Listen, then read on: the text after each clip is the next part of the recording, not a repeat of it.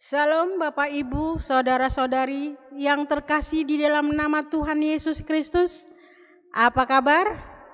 Sungguh luar biasa. Mudah-mudahan di minggu ini kita selalu diberkati di dalam nama Tuhan. Kita akan beribadah. Untuk itu, mari kita bersaat teduh agar Roh Kudus hadir di hati dan di tempat kita beribadah. Saat teduh dimulai.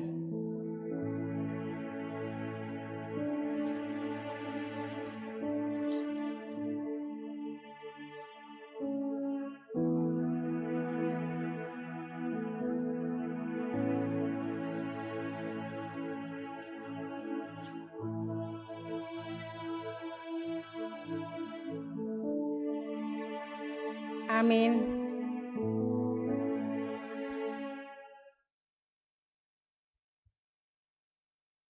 Marilah memuliakan nama Tuhan dengan menyanyi PKJ 8 ayat 1 sampai 3. Bukalah gapura indah.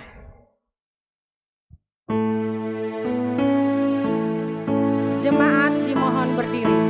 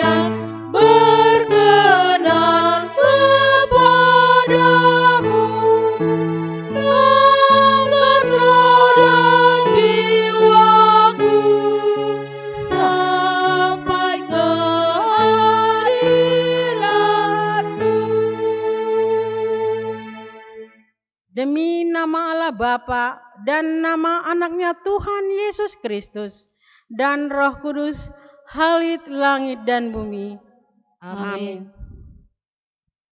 Dengan Allah akan kita lakukan perbuatan-perbuatan gagah perkasa. Karena itu, bangunlah hai jiwaku, bangunlah hai gambus dan kecapi. Aku mau membangunkan fajar. Aku mau bersyukur kepadamu di antara bangsa-bangsa, ya Tuhan. Aku mau bermakmur bagimu di antara suku bangsa. Haleluya. Haleluya.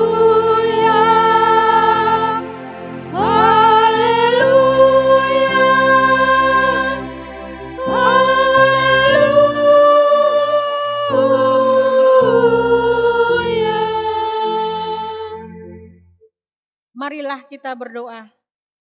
Ya Tuhan Allah yang Maha Pengasih, kami mengucapkan syukur kepadamu karena Engkau telah memanggil kami kepada pengharapan akan hidup yang kekal. Berikanlah Roh-Mu yang kudus itu ke dalam hati kami, agar kami dapat melawan hawa nafsu kami, dan agar kami merindukan yang ada di sorga. Berilah kekuatan kepada kami untuk menaklukkan semua yang hendak menghalangi kami untuk mempersoalkan kesentosaan. Tambahilah kepercayaan, pengharapan, dan kesabaran kami, agar kami menang pada akhirnya, dan kami menerima mahkota daripadamu, karena anak-Mu Tuhan Yesus Kristus, Tuhan dan Juru Selamat kami. Amin. Jemaat, kami mohon duduk kembali. Sebelum kita membaca Alkitab, lebih dahulu kita bernyanyi dari Kidung Jemaat 285 ayat 1 dan 5. Tuhankulah gembalaku.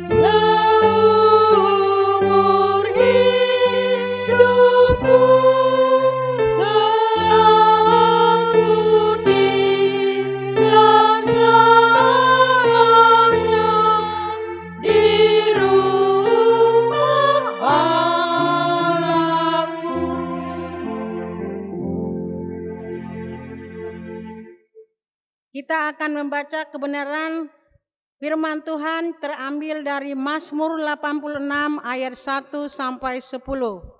Kita membaca secara responsorial. Saya membaca ayat ganjil dan Bapak Ibu membaca ayat genap. Dengan perikop doa meminta pertolongan. Nanti di ayat terakhir kita membaca secara bersama-sama. Doa Daud. Sendengkanlah telingamu ya Tuhan, jawablah aku, sebab sengsara dan miskin aku. Peliharalah nyawaku, sebab aku orang yang kau kasihi. Selamatkanlah hamba-Mu yang percaya kepadamu. Engkau adalah Allahku, kasihanilah aku, ya Tuhan, sebab kepadamulah aku berseru sepanjang hari ini. Buatlah jiwa hamba-Mu bersukacita, sebab kepadamulah, ya Tuhan, kuangkat jiwaku. Sebab Engkaulah, ya Tuhan, baik dan suka, mengampuni dan berlimpah kasih setia bagi semua orang yang berseru kepadamu. Pasanglah telinga kepada doaku, ya Tuhan, dan perhatikanlah suara permohonanku. Pada hari kesengsaraanku, aku berseru kepadamu, sebab Engkau jawaban aku. Tidak ada seperti Engkau di antara para Allah, ya Tuhan, dan tidak ada seperti apa yang Kau buat. Segala bangsa yang Kau jadikan akan datang sujud menyembah di hadapan-Mu, ya Tuhan, dan akan memuliakan nama-Mu. Ayat 10 kita bersama-sama membacakannya. Sebab Engkau besar dan melakukan keajaiban-keajaiban, Engkau sendiri saja Allah. Sedemikian jauh pembacaan firman Tuhan. Berbahagialah setiap orang yang mendengar firman Tuhan dan yang menghayati serta melakukan dalam kehidupannya sehari-hari. Amin.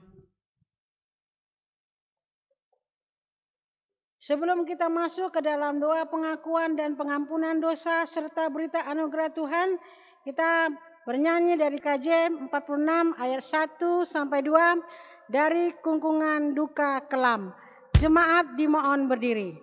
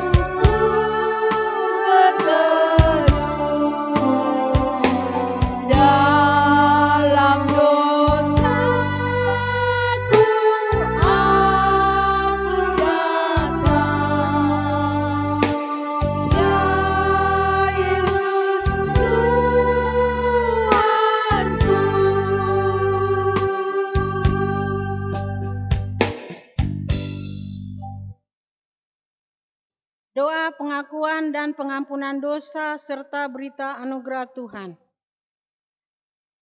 Bapak, Ibu, dan saudara-saudari yang terkasih di dalam nama Tuhan kita Yesus Kristus, marilah kita bersama-sama menundukkan kepala kita dengan penuh sesal dan dengan kerendahan hati, mengaku dan memohon pengampunan atas dosa-dosa kita, atas apa yang telah kita perbuat selama seminggu yang lalu.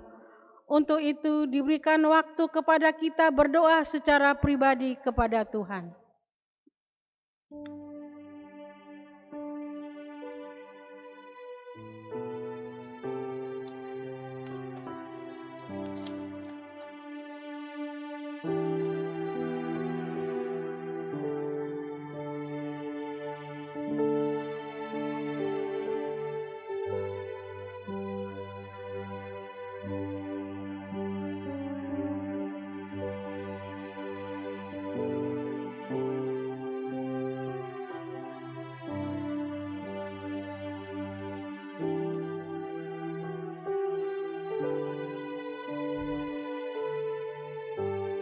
Amin. Marilah kita merendahkan diri di hadapan Tuhan dan mengakui segala dosa kita kepadanya. Ya Allah, Bapa kami yang di sorga, Tuhan yang Maha Kuasa dan Pengasih, kami bersyukur kepadamu karena kasih setiamu kekal selama-lamanya. Ampunilah segala dosa kami, dan lupakanlah segala perbuatan kami yang jahat di hadapan-Mu. Karena tabiat kemanusiaan kami tak luput dari perbuatan jahat, sehingga kami sering melanggar hukum-Mu. Kasihanilah kami dan lupakanlah segala dosa dan kejahatan kami, supaya kami beroleh kehidupan yang bahagia di dalam Yesus Kristus Tuhan kami. Demikian firman Tuhan yang mengasihi engkau. Tuhan adalah penyayang dan pengasih, panjang sabar dan berlimpah kasih setia. Tidak dilakukannya kepada kita setimpal dengan dosa kita, dan tidak dibalasnya kepada kita setimpal dengan kesalahan kita. Seperti Bapa sayang kepada anak-anaknya, demikian Tuhan sayang kepada orang-orang yang takut akan Dia. Segala kemuliaan bagi Allah di tempat yang maha tinggi. Amin. Amin. Amin. Jemaat duduk kembali.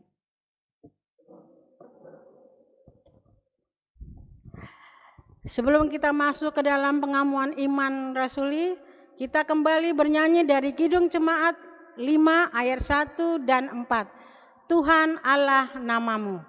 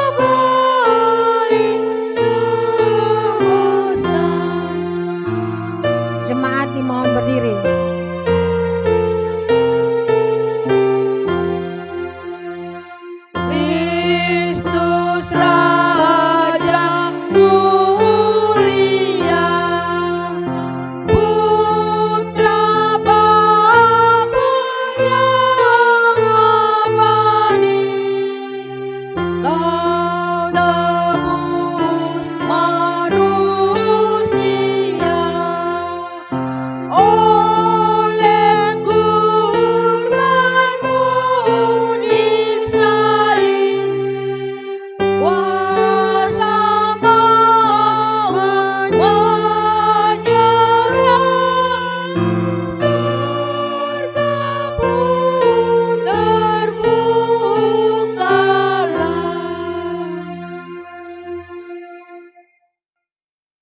marilah kita bersaksi mengikrarkan pengakuan iman kita bersama-sama jemaat pada segala abad di seluruh dunia ini.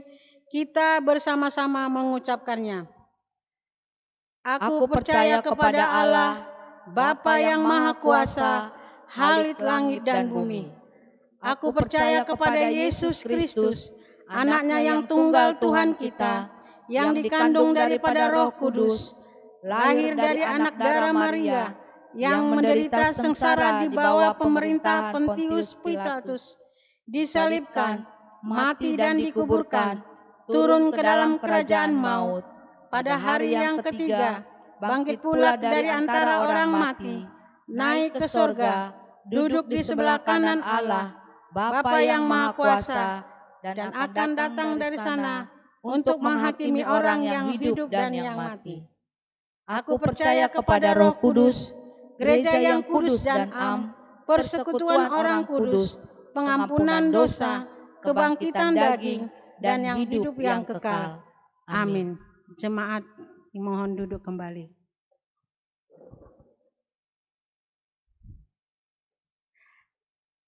Pada kesempatan ini akan saya bacakan warta jemaat Minggu 21 Juni 2020. Kegiatan pelayanan.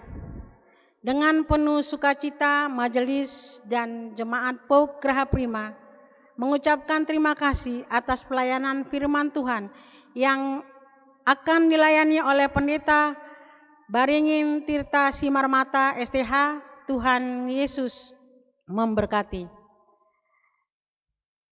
Yang terhormat seluruh jemaat POG Graha Prima, bahwa kegiatan gereja POG Graha Prima untuk sementara waktu diberhentikan sampai dengan tanggal yang akan ditentukan oleh pemerintah dalam kondisi aman guna menjaga memutuskan penyebaran COVID-19. Ibadah minggu dilaksanakan di rumah masing-masing dengan menggunakan tata ibadah POG Graha Prima yang dikirimkan melalui WA FB Grup Gereja POG Graha Prima setiap minggunya. Sermon majelis dilaksanakan setiap hari Rabu masuk jam 19.30 WIB sampai selesai.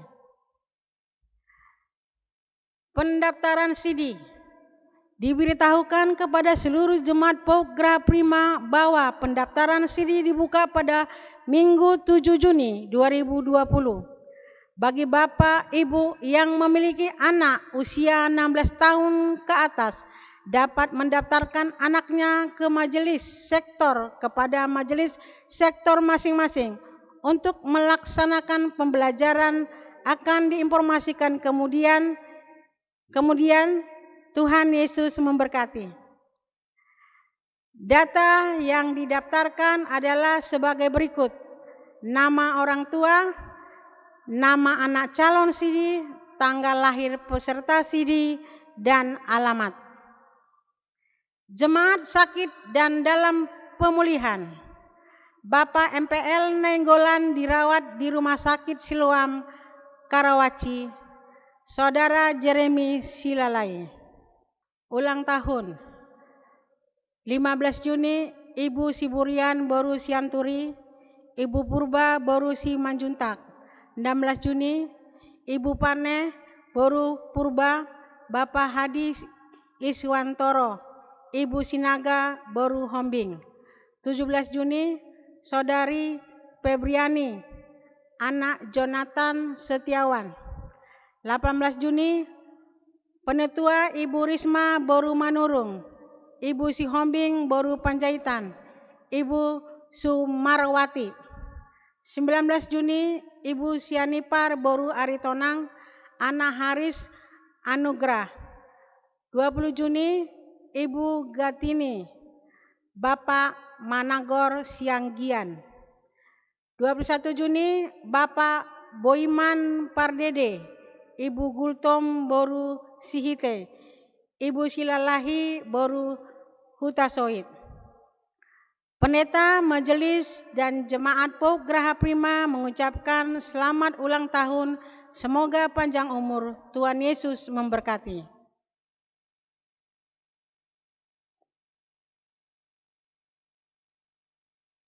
Untuk menyambut kebenaran firman Tuhan yang akan disampaikan oleh Pendeta Baringin Tirta Simarmata SH, kita angkat pujian dari Kidung Jemaat 372 ayat 1 dan 3. Inginkah kau ikut Tuhan?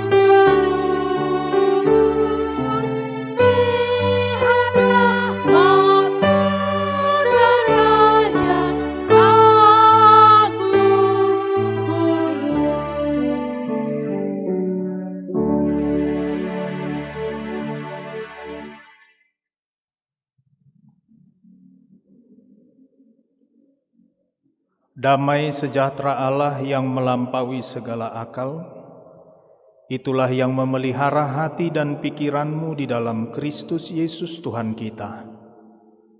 Amin.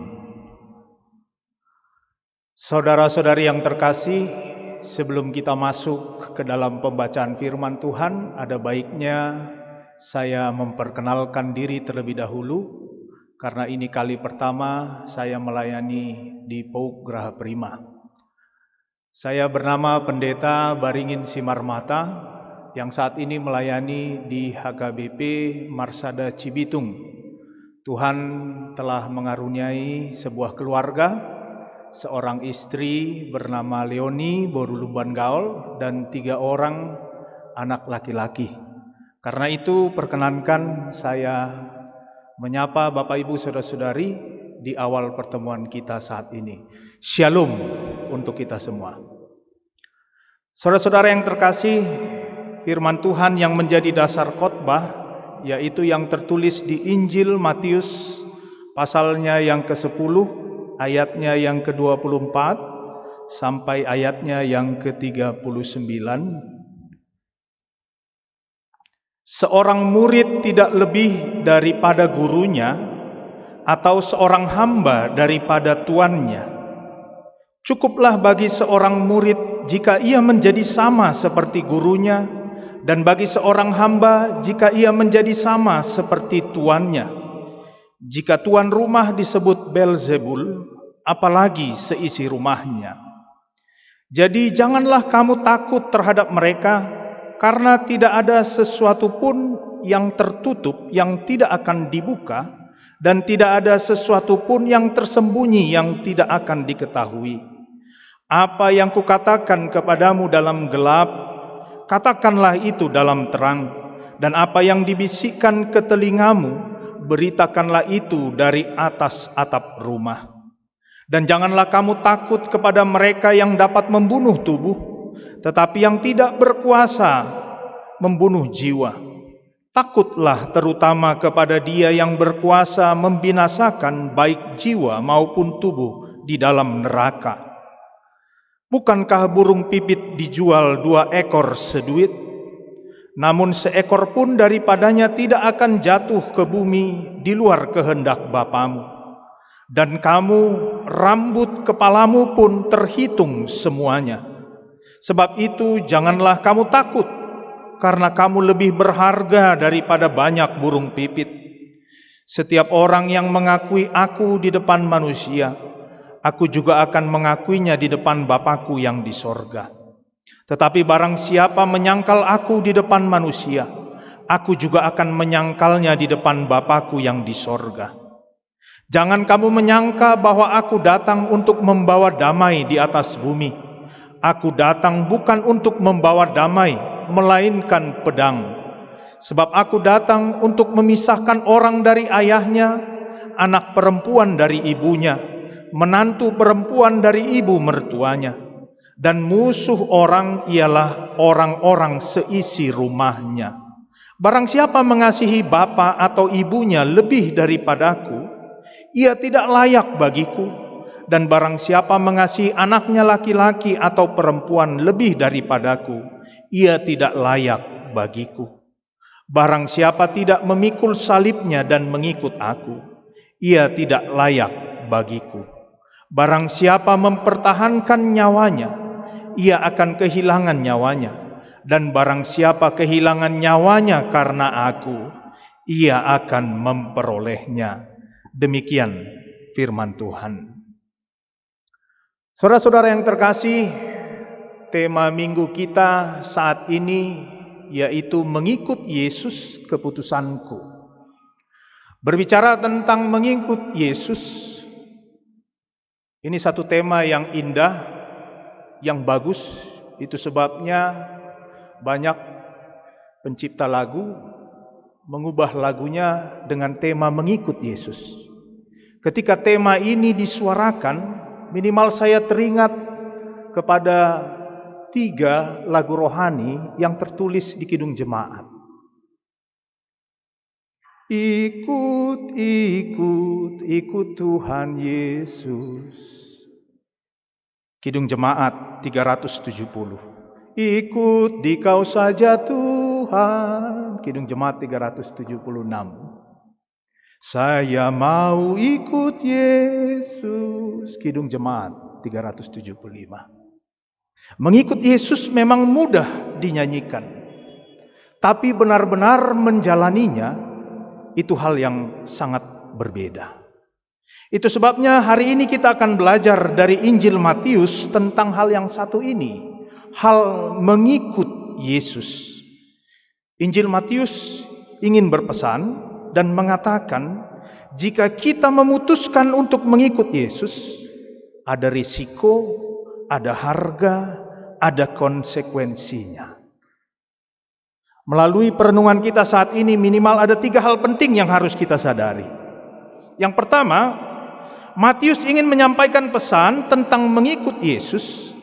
Mengikut Yesus itu berarti kita akan berada di tempat di mana Yesus berada dan melakukan apa yang menjadi kehendak Yesus, perintah Yesus, pekerjaan dan ajarannya di situ, di tempat Tuhan Yesus berada. Di ayat 24, Yesus menganalogikan pengikutnya seperti seorang murid terhadap gurunya, seperti seorang hamba terhadap tuannya. Kemudian dilanjutkan di ayat 25, dikatakan, cukuplah bagi seorang murid jika ia menjadi sama dengan gurunya, dan cukuplah bagi seorang hamba jika dia menjadi sama dengan tuannya. Seorang tuan pada waktu itu memiliki kuasa penuh atas seluruh aspek kehidupan hamba. Dan seorang murid pada zaman itu adalah seorang yang belajar dari gurunya dengan mengambil posisi selalu berjalan di belakang sang guru, mengikuti jejak kaki sang guru kemanapun sang guru itu belajar, mengajar, dan berjalan. Jadi mengikut Yesus adalah sebuah perjalanan, bukan sebuah perhentian. Mengikut Yesus itu berarti kita jalan terus, tidak kenal berhenti. Itu sebabnya kalau kita baca di Matius 8 ayat 20, ketika Yesus berjumpa dengan seorang ahli Taurat yang mengatakan, "Aku akan mengikut engkau, Guru, kemanapun engkau pergi." Tuhan Yesus berkata, "Serigala mempunyai liang, burung mempunyai sarang, tapi anak manusia tidak punya tempat meletakkan kepalanya." Artinya, tidak ada tempat untuk tinggal, untuk stay. We have to keep forward. Tidak ada tempat untuk berhenti, tapi kita harus terus berjalan. Dengan kata lain, kalau kita memutuskan mengikut Yesus, maka tidak ada istilah cuti, tidak ada istilah libur, tidak ada istilah rehat atau berhenti. Kita tidak bisa bilang, "Tuhan, hari ini saya libur dulu menjadi orang Kristen, besok saya lanjutkan lagi. Tuhan, hari ini saya cuti menjadi pengikut Yesus karena saya mau melakukan sesuatu yang saya suka." Kita tidak bisa bilang, "Tuhan, dalam bidang yang satu ini, dalam bidang keuangan, aku berhenti ikut engkau. Tolong Tuhan, jangan ikut campur kalau soal keuangan. Tapi kalau soal lain, soal kegerejaan, tidak apa-apa. Aku akan ikut Tuhan." Tidak bisa seperti itu, Bapak Ibu Saudara-saudari. Sekali kita ikut Yesus, maka seluruh waktu, seluruh aspek dalam hidup kita, kita ikut Yesus. Itu yang mau Injil Matius katakan.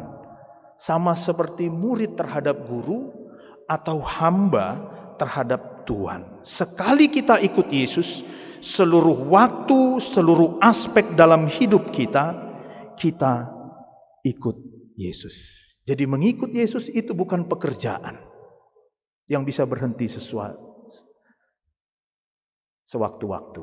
Tapi mengikut Yesus adalah jalan hidup, way of life. Mengikut Yesus adalah sebuah komitmen seumur hidup dan jalan hidup yang harus diaplikasikan di setiap waktu dan tempat. Sekali kita memutuskan mengikut Yesus, maka harus jalan terus. Nah, saudara-saudara, ini juga menjadi kritik bagi gereja, supaya gereja sebaiknya jangan hanya berpikir untuk membawa orang masuk ke dalam gedung gereja dengan asumsi di sini ada Tuhan. Oleh karena itu gereja sering berlomba supaya orang luar datang masuk ke gereja sebab di sini ada Tuhan. Memang di satu sisi gereja adalah rumah Tuhan. Ini tidak salah. Tapi kecenderungan kita adalah kita merumahkan Tuhan. Kita menganggap Tuhan itu hanya stay di sini, di gedung gereja. Padahal Matius mau mengatakan Tuhan Yesus itu berjalan terus dan dia ada di mana-mana dan bekerja di mana saja. Justru kita ini para pengikutnya yang harus keluar dari gereja mencari tempat di mana Tuhan bekerja di sana.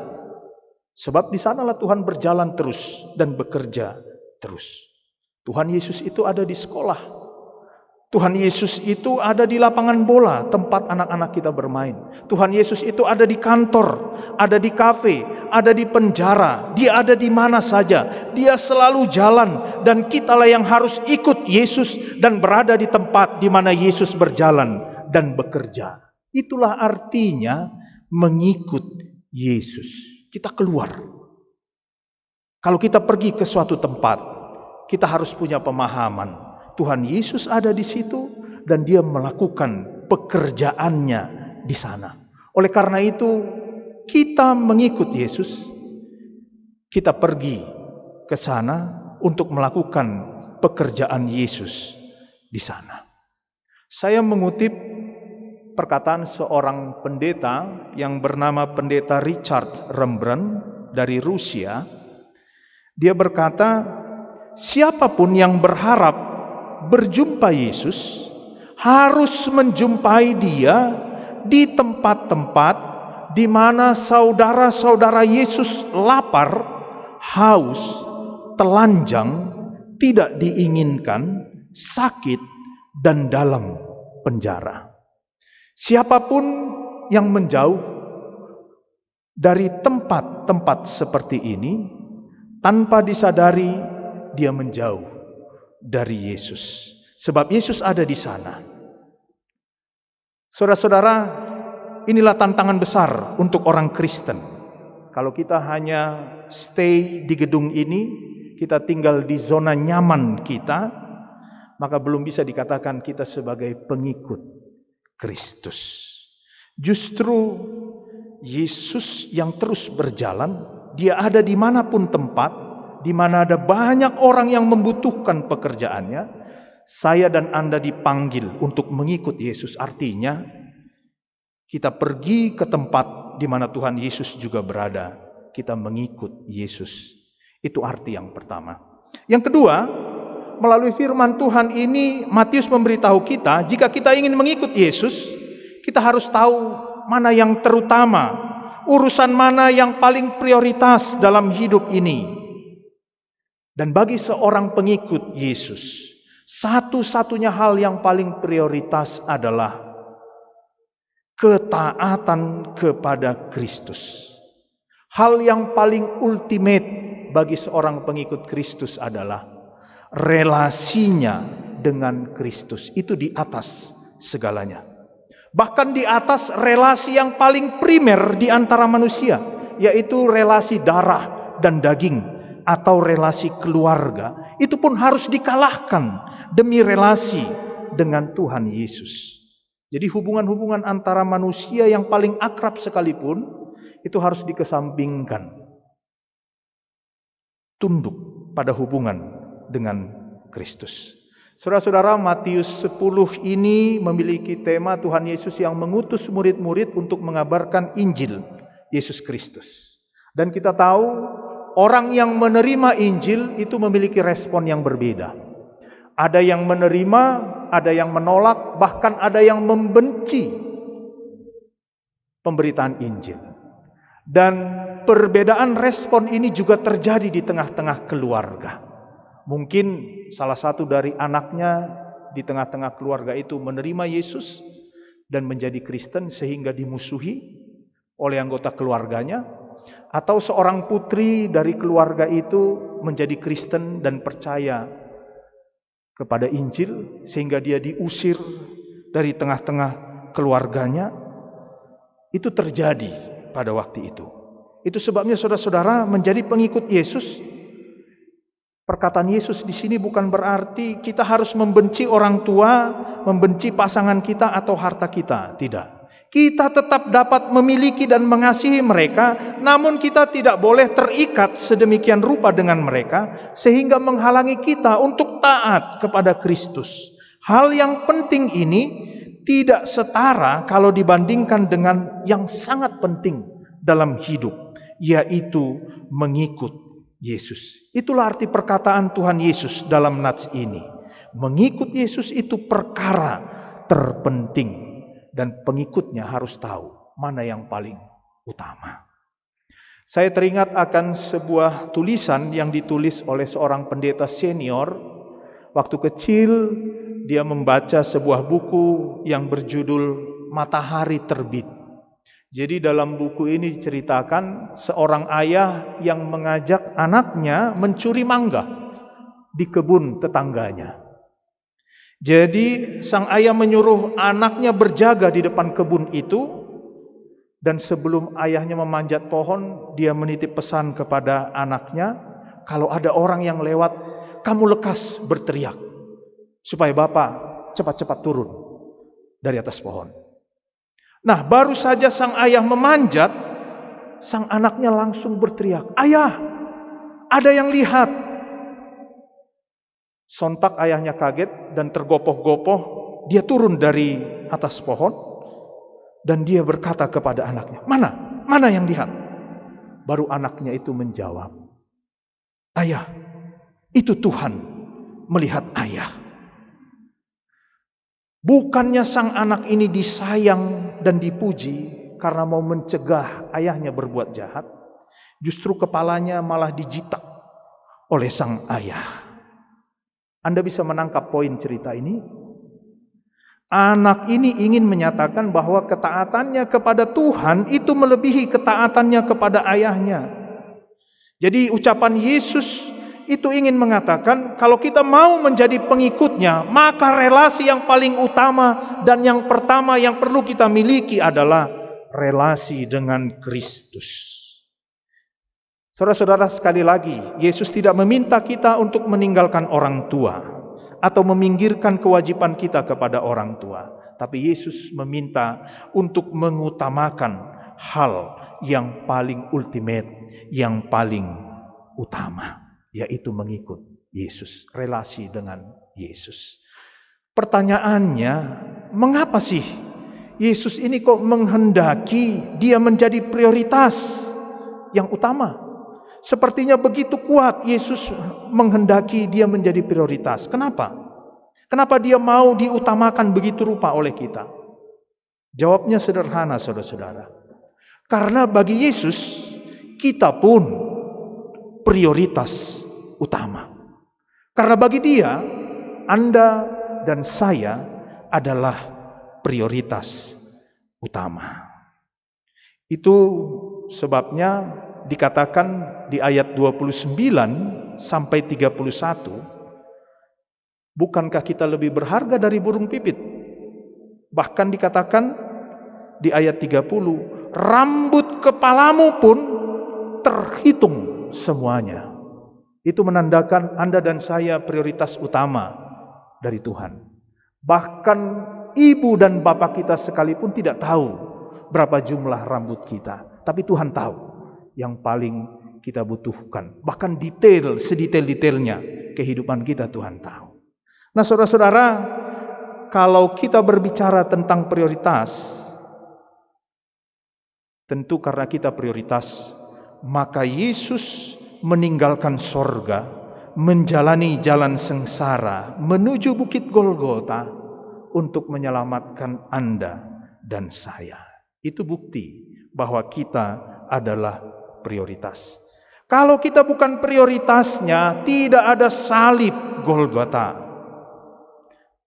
Itu sebabnya dia juga meminta kita untuk memprioritaskannya. Sebab itulah prinsip kehidupan ini. Saudara-saudara, kehidupan, kebahagiaan, keberhasilan itu dibangun dari dua sisi yang saling mengutamakan. Perusahaan memprioritaskan karyawannya, karyawan juga memprioritaskan perusahaan. Maka di sana terjadi a good match. Ya. Kalau orang tidak serius, dia cuma setengah-setengah kepada Anda, jangan memberikan milikmu seluruhnya kepada dia, itu sia-sia. Sebaliknya, berikanlah yang terbaik kepada pihak yang memprioritaskan dirimu. It will be a good matching.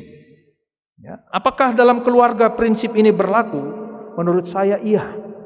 Ya. Kalau dalam keluarga seorang suami mengutamakan istrinya dan berbalas demikian, istri memprioritaskan suaminya, apa yang terjadi? Keluarga ini akan solid karena saling mengutamakan. Tapi kalau yang satu mengutamakan, yang lain tidak peduli, maka ada ruang hampa yang besar, semua bisa masuk dan mengacaukan kehidupan pasangan itu. Sama, di dunia bisnis juga seperti itu. Prinsip ini berlaku. Kalau Anda berbisnis serius dengan pihak rekan bisnis yang juga serius mengutamakan Anda, maka bisnis itu baik. Ya.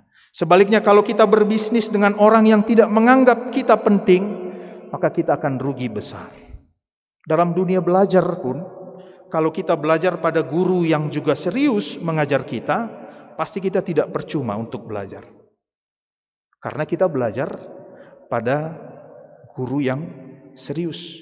Tapi kalau Anda serius, sementara yang mengajar Anda tidak serius, maka kita akan rugi. Ya.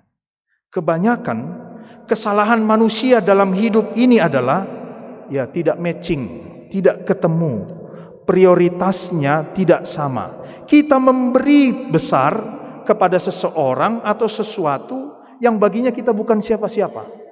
Sebaliknya, kita memiliki orang yang membela kita mati-matian, malah kita menyia-nyiakannya. Itulah kehancuran. Nah, siapa yang memprioritaskan kamu, pilihlah dia sebagai prioritas utamamu. Yesus memprioritaskan kita Oleh karena itu kita layak memprioritaskannya. Mengikut Yesus artinya kita tahu mana yang terutama. Yang ketiga, yang terakhir, melalui firman Tuhan Matius memberi pesan, jika kita mengikut Yesus, sadarlah bahwa tidak ada yang lebih besar dan yang lebih kuat daripada Yesus. Dibandingkan kekuatan apapun yang dapat mematikan tubuh kita, Yesus tidak ada bandingnya sama sekali. Itu sebabnya dia berkata, jangan takut kepada kekuatan yang bisa mematikan tubuh, tapi takutlah kepada Dia yang bisa membinasakan tubuh sekaligus jiwa di dalam api neraka. Perjalanan mengikut Yesus memang tidak dijamin bebas badai. Perjalanan mengikut Yesus memang tidak dijamin bebas hambatan atau bukan jalan tol. Perjalanan ikut Yesus memang tidak bisa dibebaskan dari bahaya. Tapi kita meyakini perjalanan mengikut Yesus adalah perjalanan bersama dengan Dia yang jauh lebih besar daripada semua hambatan dan badai apapun yang menerpa kita. Saudara-saudara, di tengah-tengah masa Covid ini, ya kita bisa andaikan sebagai badai wabah di tengah-tengah dunia ini yang bisa mematikan tubuh kita. Melalui firman Tuhan ini mau diteguhkan bahwa ada kekuatan yang lebih dahsyat dan lebih besar, yang tidak hanya bisa mematikan tubuh, tapi juga yang berkuasa atas jiwa dan roh. Itu sebabnya mari kita jangan takut, tetapi mari kita tetap ikuti anjuran pemerintah kepada kita menjaga kesehatan, tapi bukan berarti kita panik. Kita tetap percaya kepada Yesus. Saudara-saudara, sebagai penutup dari khotbah ini, maka jika kita memutuskan mengikut Dia, Matius mengingatkan, yang pertama, kita akan berada di tempat di mana Dia berada. Yang kedua, Matius menganjurkan kepada kita untuk menjadikan Dia sebagai yang terutama, prioritas, sebab Dia juga menempatkan kita sebagai prioritas utama. Dan yang ketiga, jika kita mengikut Dia, Matius menegaskan jaminannya bahwa Yesus jauh lebih besar dari bahaya apapun yang menghadang kehidupan kita. Siapkah kita? Bukan hanya bernyanyi, tapi memutuskan untuk menjalani mengikut Yesus. Amin, kita berdoa. Terima kasih Tuhan atas sabda firman Tuhan yang menguatkan kami sebagai orang Kristen, pengikut Kristus, supaya kami disegarkan kembali bahwa setiap langkah kami, apapun yang kami lakukan, dimanapun kami berada, kami adalah pengikut Kristus yang melakukan pekerjaan Kristus, yang menuruti kehendak Kristus. Dan kami diingatkan kembali, ya Tuhan, Engkau adalah prioritas utama, sebab Tuhan telah memberikan segalanya untuk menyelamatkan kami. Dan Tuhan juga telah meneguhkan iman kami di tengah-tengah wabah pandemi COVID-19 ini, bahwa kuasa Kristus jauh melebihi kuasa apapun yang ada di tengah-tengah dunia ini. Karenanya Tuhan, biarlah kami semakin dimantapkan untuk melangkah mengikut Engkau. Dalam Yesus Kristus kami berdoa. Amin. Saudara-saudara yang terkasih, kita akan mengumpulkan persembahan kita sambil mengingat firman Tuhan yang tertulis di 2 Korintus 8 ayat 12. Sebab jika kamu rela untuk memberi, maka pemberianmu akan diterima. Kalau pemberianmu itu berdasarkan apa yang ada padamu, bukan berdasarkan apa yang tidak ada padamu. Sambil kantong persembahan dijalankan, kita bernyanyi dari Kidung Jemaat nomor 346 ayat 1 dan ayat 2.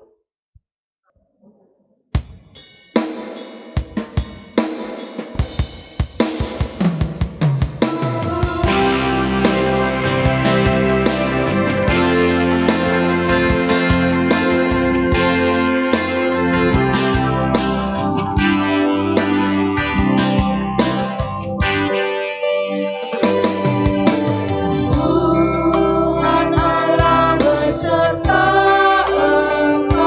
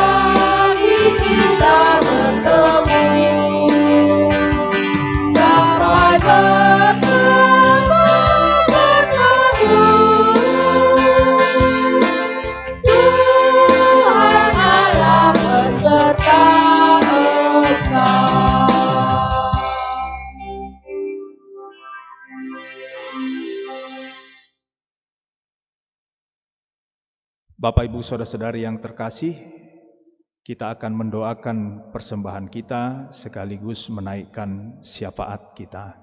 Kita berdoa. Kami bersyukur ya Tuhan, kalau Tuhan telah mempersiapkan segala sesuatu yang membuat kami dapat hidup, baik itu udara, sinar matahari, makanan, minuman, pekerjaan, rejeki, dan segala sesuatu yang Engkau berikan bagi kehidupan kami. Secara khusus saat ini kami telah memberikan sebagian dari berkat Tuhan, persembahan kami. Kiranya persembahan ini berguna untuk pelayanan gereja Tuhan, terutama bagi para pekerja-pekerja dan hamba-hamba Tuhan. Berkatilah setiap kami yang memberikannya, dan Tuhanlah yang membalaskannya berlipat-lipat kali ganda. Dalam syafaat kami saat ini, kami naikkan permohonan kami kepada Tuhan. Bagi saudara-saudari kami yang pada minggu ini bersuka cita, mereka yang merayakan hari kelahiran, kiranya Tuhan, Engkau yang mengingatkan mereka tidak hanya bersuka cita tapi juga bersyukur. Kalau umur mereka bertambah, itu karena belas kasihan-Mu. Biarlah saudara-saudari kami yang berulang tahun, semakin Tuhan dewasakan, semakin Tuhan kuatkan imannya, memberikan mereka kesehatan dan panjang umur. Dan kami juga teringat akan saudara-saudari kami yang saat ini juga dalam keadaan sakit. Kami doakan orang tua kami, Bapak MPL Nainggolan, yang saat ini sedang dirawat di Rumah Sakit Siloam, Karawaci. Begitu juga saudara Jeremy Silalahi. Kedua orang saudara kami yang masih terbaring lemah di rumah sakit.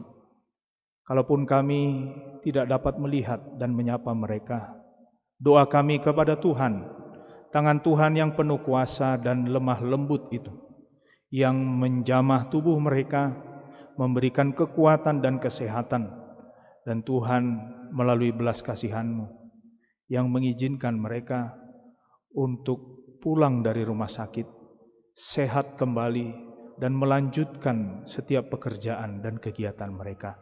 Itulah permohonan dan kerinduan kami ya Tuhan. Kami juga berdoa bagi keadaan bangsa dan negara kami ini. Para pemerintah, penguasa, pejabat dari tingkat tertinggi, Bapak Presiden, sampai tingkat terendah. Tuhanlah yang memberkati, yang memberikan hati yang terbeban, takut akan Tuhan, sehingga para pemimpin-pemimpin kami di tengah negara dan bangsa ini melayani Tuhan melalui jabatan yang mereka emban, dengan melakukan jabatannya dengan prinsip keadilan, kebenaran, dan mensejahterakan rakyatnya. Tuhan, kami juga berdoa secara khusus bagi bangsa dan negara kami di tengah-tengah situasi wabah COVID-19 ini. Biarlah Tuhan yang memberkati setiap pemerintah, usaha mereka, para medis, dokter, perawat, sukarelawan yang bekerja keras untuk melawan penyebaran wabah ini. Biarlah Tuhan yang memberikan kesehatan dan kekuatan bagi mereka, keluarga mereka secara khusus yang mereka tinggalkan di rumah mereka masing-masing. Tuhan, Kau yang memberikan kesabaran. Dan juga kami doakan bagi saudara-saudari kami yang masih terbaring sakit karena terpapar virus ini. Biarlah Tuhan juga yang memberikan kesehatan dan kekuatan bagi mereka seluruhnya. Bapa di dalam surga, Engkau juga yang senantiasa memberkati perjalanan setiap kegiatan dan pelayanan di tengah-tengah persekutuan kami, Pauk Geraha Prima ini. Para pelayan Tuhan yang melayani di tempat ini, Tuhan juga yang memberikan hikmat bagi mereka di dalam melanjutkan setiap pelayanan di tengah-tengah wabah COVID-19 ini. Tuhan yang memberikan kesatuan hati dan juga hati yang terbeban untuk melayani jemaat di tengah-tengah Pauk Geraha Prima ini. Dan Tuhan juga yang memberkati setiap jemaat dari anak-anak sampai lansia. Tuhan, Engkau yang memelihara kehidupan mereka hari lepas hari. Terima kasih ya Tuhan. Kami sampaikan doa dan syafaat kami ini hanya di dalam nama Tuhan Yesus Kristus yang mengajarkan kami berdoa. Bapa kami yang di sorga, dikuduskanlah namamu, datanglah kerajaan-Mu, jadilah kehendak-Mu di bumi seperti di sorga. Berilah kami pada hari ini makanan kami yang secukupnya, dan ampunilah kami akan kesalahan kami, seperti kami juga mengampuni orang yang bersalah kepada kami. Dan janganlah membawa kami ke dalam pencobaan, tetapi lepaskanlah kami daripada yang jahat. Karena Engkaulah yang mempunyai kerajaan, dan kekuasaan, dan kemuliaan sampai selama-lamanya. Saudara-saudara, pulanglah ke dalam kehidupanmu sehari-hari dan terimalah berkat Tuhan. Tuhan memberkati engkau dan melindungi engkau. Tuhan menyinari engkau dengan wajah-Nya dan memberi engkau kasih karunia. Tuhan menghadapkan wajah-Nya kepadamu dan memberi engkau damai sejahtera. Amin.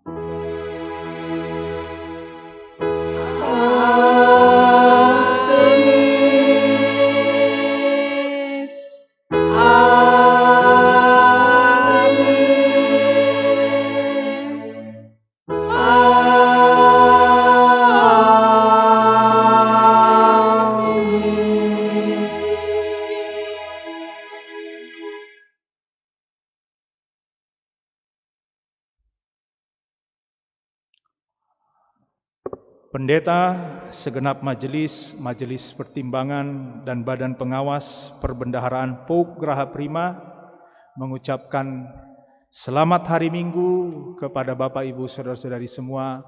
Tuhan Yesus memberkati. Amin.